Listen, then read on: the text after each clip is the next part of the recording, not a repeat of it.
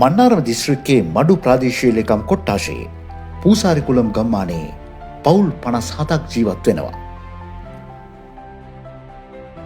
පැවති යුදමේ කාල සීමාවේදී ගම්බිම් අතහැර ගොස් සිටි මෙම ජනතාව වසර 2009 දී යලි පදිංචි කරවනවා.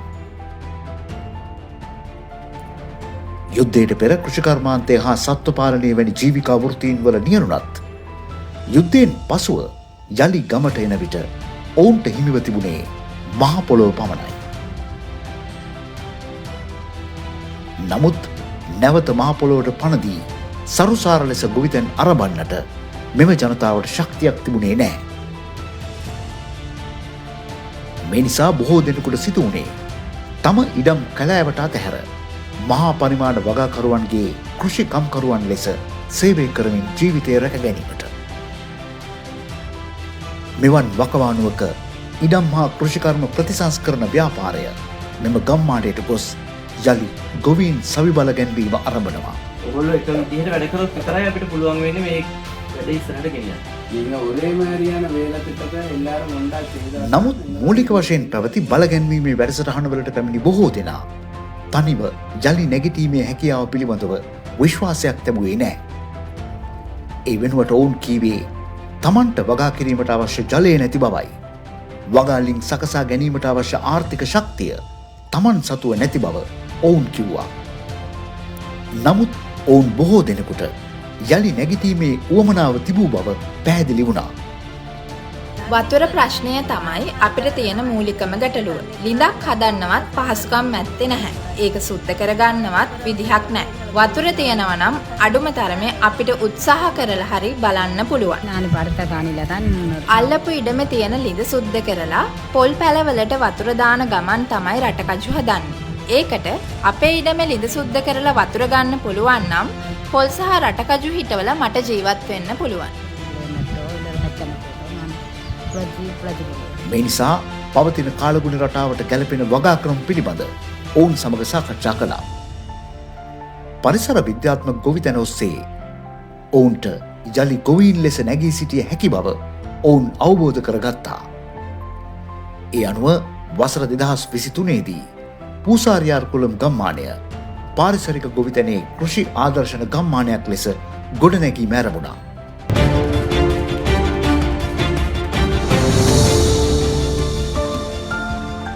මූලික වශයෙන් පවුල් 20ක් මේ ක්‍රියාවලිය හා සම්බන්ධ වුණා. ඔවුන්ගෙන් ඇතමෙක් රටකජු, උඳු ආදී කන්න භෝග වවමින් ඒක භෝග වගාවට හුරුව සිටියා. කන්නයට පමණක් වගා කළ ඔවුන් කාලයක් ඉඩම අතහැර දමා තිබුණා.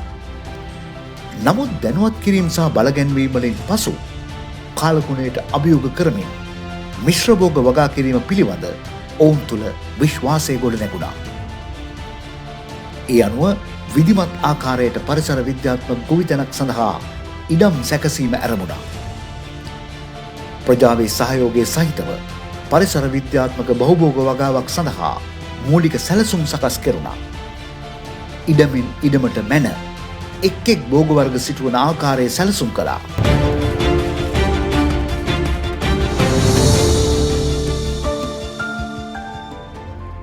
පූසාරියාර්කුලම් ජනතාව ගොවිතැනෙන් ගොඩ යන්න බෑ කියපු තවත් හේතුවක් තමයි රසායනික පොහොරවලට යන වියදම. මේ නිසා මේකට විකල්පයක් වශයෙන් පාරිසරික යෙදවුම් හඳුන්වා දුන්නා. ඔවුන් ඒ පිළිබඳව ප්‍රායෝගිකව පුහුණුව ලැබුවා. ඒ යටතේ කරදහයියා, ෆිෂ්ටොනික්, ජියෝමුත්‍රම් වැනි ඔවුන්ට පහසුවෙන් සකස් කරගන්නට පුළුවන් යෙදවුම් ගණනාවක් ඔවුන් හඳුනාගත්තා.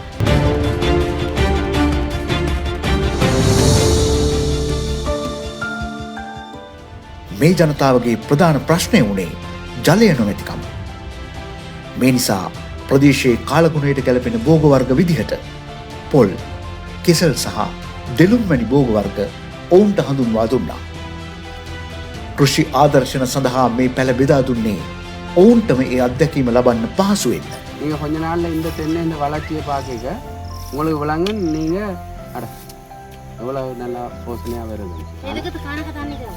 இதுக்கு தண்ணி இறைக்க நிற்கும் தானே எங்களுக்கு தண்ணி என்ன இறைக்கா தண்ணி இல்லாத நேரத்தில் தண்ணீர் இல்லாத நேரத்தில் ලබා දුන් පැළ කියා දුන් පාරිසරික යෙදවුම් යොදා ගනිමින් ශේෂ්ත්‍රයේ සිටුවා ගැනීම පිළිබඳ ප්‍රායෝගික දැනුමක් මෙම ජනතාවට ලැබුණා.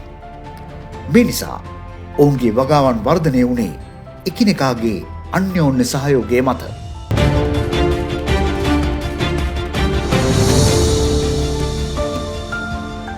දැන් මේ වන විට අතහැර දමා තිබූ ඉඩම් ආහාර නිෂ්පාදන කාර්යයට දායක කරගන්නවා. රටකජු වැනි ඒකභෝග වර්ග වෙනුවට මිශ්‍රභෝග වගාවක් දැන් දකින්න පුළුවන්. ඔවුන්ගේ ඉඩම්වල කෙසල් පලදරනවා. තෙලුම් සහ පොල් ඉදිරියේදී පලදාව ගෙනෙනවා. මේ අත්දැකීම ගැන ඔවුන් කතා කළේ ඉතාම සතුටින්.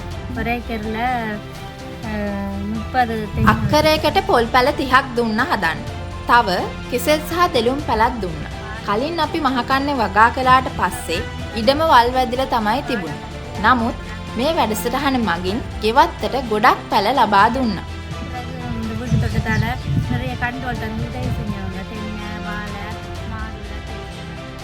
අපේ ඉඩම බලන්න ලස්සනයි.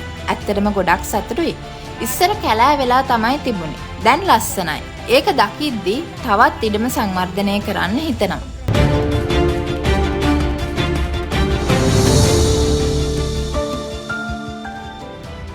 ගෙවත්තේ වැවෙන දේවල් Tamanගේ පරිභෝජනයට අරගෙන අතිරික්තය අලෙවි කරනවා. හැබැයි තවදුරටත් අතරමැදි වෙලෙන්දන්ට කුණු කොල්ලේට ඔවුන් සූරා කෑමට ඉඩක් නැහැ. ඔවුන් සුළු නිෂ්පාදකයන්ගේ සමිතියක් පිහිටුවා ගත්තා. ඒ සමිතිය සෑම සමාජික ගොවියෙකුගේම නිෂ්පාදන සෑම බදාදා දවසකම ඉරණේ ඉරප්පුකොළම් හන්දියට අරන් ගිහිල්ලා අලෙවි කරනවා.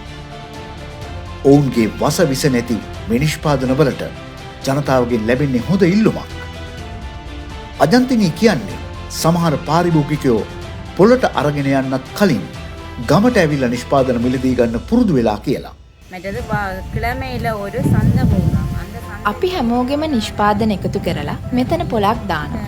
පොලට අවශ්‍ය එළවලු සහ බිත්තර වගේ නිෂ්පාදන අපි 16 දෙනෙක් තමයි නිෂ්පාදනය කරන්නේ. ඒකෙන් අපේ සමිතියට ඉතාම හොඳ ලාභයක් ලැබෙනවා. සතියකට දවසක් අපි පොල පවත්වනවා. ගුරුවරු, වෛද්‍යවරු සහ රෝහලේ වැඩ කරන අය දිගින් දිගටම අපෙන් බඩු ගන්න පුරුදු වෙලා ඉන්නවා. සාමාන්‍ය විදිහට මෙහෙම ඉර බැහැලා ගියාට පූසාරියාර් කුලම් ගම්මානයට උදා වෙන හැම දවසක්ම බලාපොරොත්තු පිරුණු අලුත් දවසක්.